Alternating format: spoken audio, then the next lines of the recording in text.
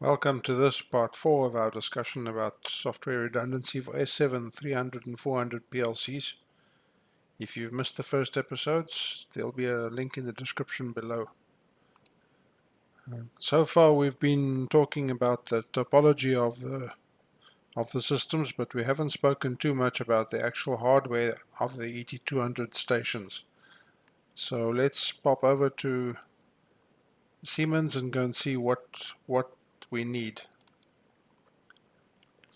So we can see that the networks, it doesn't require to be identical CPUs as long as they're compatible with software redundancy. Here we have a non-redundant program, and here we have a redundant section. These are the ET200 stations where we have two connections, two interface modules on every rack. Right, the actual hardware required, if we take a look, we need a special rack. This is a deeper rack than the normal Siemens PLC rack. It's got a deeper recess because you'll see in a minute we need interface modules that sit behind the I/O modules. And so this is a special. There's the number 6E71951GA000-0XA0. There'll be descriptions in the description below this video for all these parts. We need interface modules. These interface modules are IM153-2 interface modules. They are made specifically for redundancy on ET200M stations. We need two of these, and for those two we need one of these interface or bus modules that sits behind in the deep rack.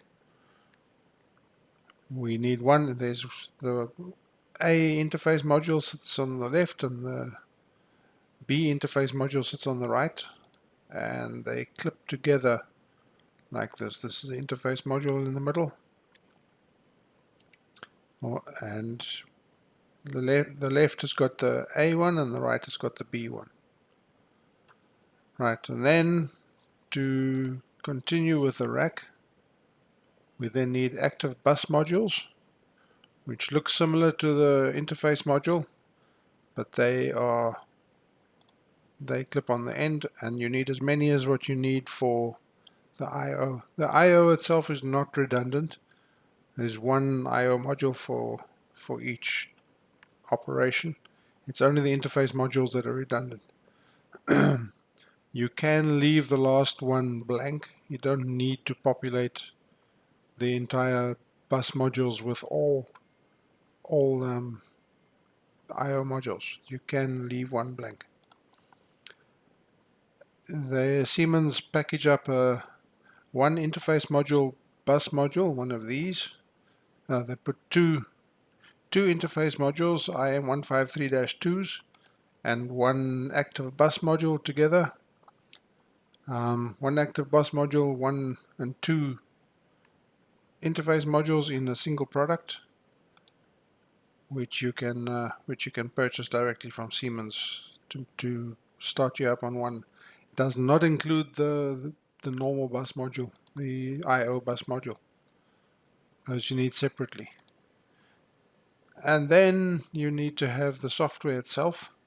You need one license for one Siemens S7 installation. You don't need a separate license for every application of the software. You just need one license for your PC. And that's all you need for these interface modules. We'll see you in the next video clip.